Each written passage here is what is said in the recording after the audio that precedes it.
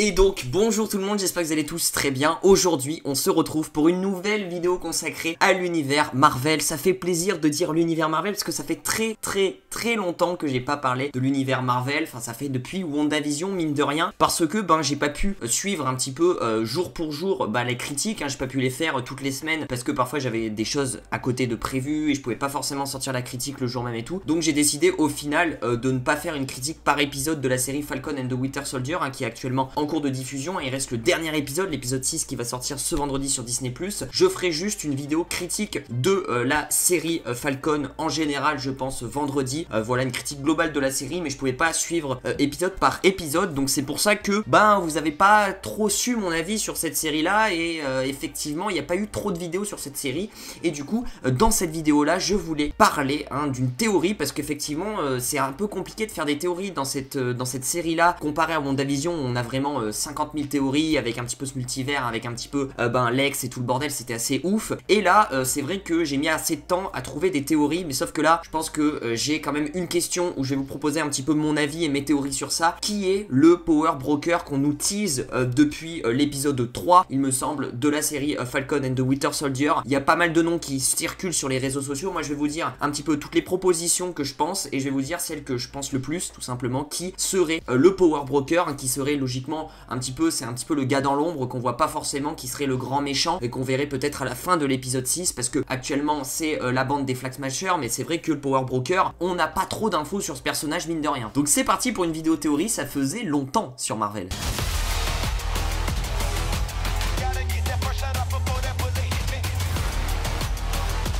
Alors je vais garder un petit peu, moi la théorie la plus probable et ce que je pense qui est le plus probable, je vais le garder un petit peu en fin de vidéo. Je vais tout d'abord commencer, je vais évoquer un petit peu les personnages qui pourraient être potentiellement le Power Broker, et on va commencer par le personnage de Valentina. Alors elle s'appelle Valentina, en fait c'est ce fameux caméo qu'on a eu dans l'épisode 5. Alors pour beaucoup de gens on a été assez déçus parce qu'on s'attendait à un gros caméo, on utilisait vraiment un gros caméo et tout, au final c'est juste Valentina. Alors elle s'appelle précisément Valentina Allegra des Fontaines, avec un W sur le Valentina, donc ça se dit, je sais pas, Valentina ou je sais pas trop, c'est un petit peu bizarre. Et elle est du coup l'actrice qui joue ce personnage là, c'est Julia Louis-Dreyfus, et dans les comics elle, Valentina, c'est Madame Hydra, parce que c'était la femme de Nick Fury entre autres. Alors ça a rien à voir du coup dans la série Falcon, mais cette dame là arrive dans l'épisode 5 et on a une conversation avec John Walker, et du coup assez intéressante cette conversation où Valentina lui donne une carte où il n'y a pas d'inscription dessus. Je pense que c'est une carte noire et blanche où du coup le noir, si on le met sur une lumière bleue, il y a des inscriptions et tout, et je pense que John Walker va le découvrir dans l'épisode 6 ou à la fin, etc.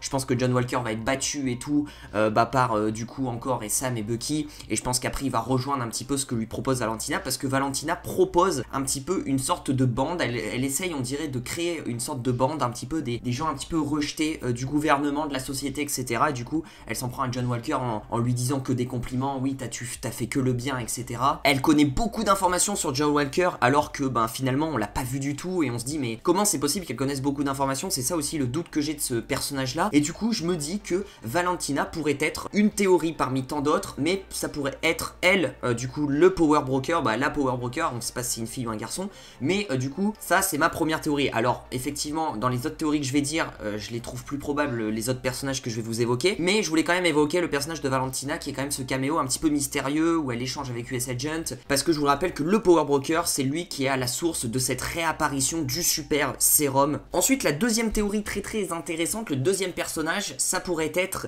Thaddeus Ross, alias le Général Ross. Oui c'est un personnage qu'on a toujours pas vu dans Falcon and the Winter Soldier, mais il y a des grosses théories qui diraient qu'il ferait une apparition. Alors je vous avoue j'y crois moins parce qu'il reste un épisode, et au final on n'a pas bien d'informations sur ce personnage, sur Ross, et c'est vrai que les Thunderbolts j'y crois un petit peu moins, mais on sait que Thaddeus Ross il est responsable des accords de Sokovie, et il a toujours travaillé avec le gouvernement, et du coup s'il a travaillé avec le gouvernement ça pourrait signifier qu'il aurait pu avoir accès à tous les tests de sérum de super soldats effectués par le docteur Nagel avant qu'il ne soit impliqué dans le Power Broker. Et du coup peut-être que le plan du coup de Ross est de créer une nouvelle équipe de héros américains affiliés au gouvernement. Même si on nous dit que les Flag Smashers ont volé le sérum au Power Broker, pourquoi pas ça serait le Général Ross qu'il serait la source de ça et ça serait lui qui serait le Power Broker. J'y crois quand même encore un petit peu moins parce que le Général Ross, on nous le tease en Hulk rouge. Je vous le rappelle que dans la série She-Hulk, je crois que ça a été confirmé qu'il ferait son apparition du coup en Hulk rouge, et dans les comics, le Général Ross c'est Hulk rouge, Red Hulk, et du coup le Power Broker c'est un tout autre personnage dans les comics, donc je le vois pas forcément aussi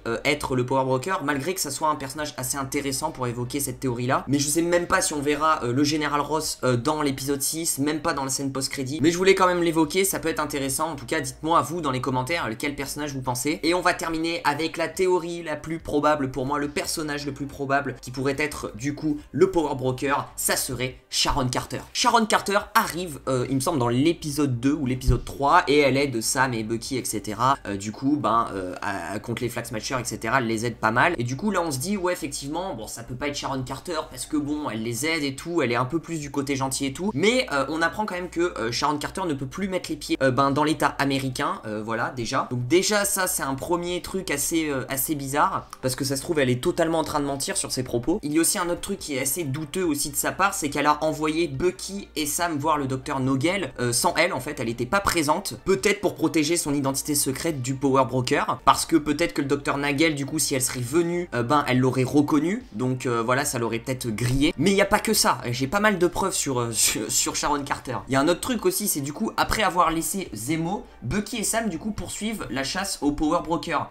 Elle est montée dans une voiture avec une femme anonyme qui semblait travailler pour elle en disant « Nous avons un problème ». Et c'est certainement un problème pendant du coup la visite de Sam et Bucky à Madripoor. Et peut-être que Sam et Bucky ont perturbé ses plans. Et en plus, il me semble que c'est dans le dernier épisode, hein, si je me trompe pas, ou dans l'épisode 4, ou j'en sais rien. Mais on a du coup une scène où on voit Sharon Carter dans une pièce assez sombre qui est en train d'appeler, je crois, George Batroc, oui, celui qu'on a vu dans l'épisode 5 s'allier au Flag Smasher. Et je crois qu'elle avait une conversation avec lui, il me semble, c'est même sûr. Et du coup, là, il y a de gros doutes parce qu'elle fait des coups de fil un petit peu en douce. En plus, on nous le montre volontairement, hein, parce que ça veut dire beaucoup de choses, parce que on peut ne pas nous le montrer, voilà. Mais là, on nous le montre volontairement, un petit peu tous ces coups de fil qu'elle fait en secret. Donc, franchement, peut-être qu'ils nous emmènent sur une fausse piste, parce qu'ils sont très très forts Marvel Studios. Mais il y a beaucoup de choses qui diraient que ça pourrait être Sharon Carter, le Power Broker. C'est vrai que bon, effectivement, elle était présente dans les scènes d'action avec Sam et Bucky, mais parfois, elle s'en allait et on la voyait plus.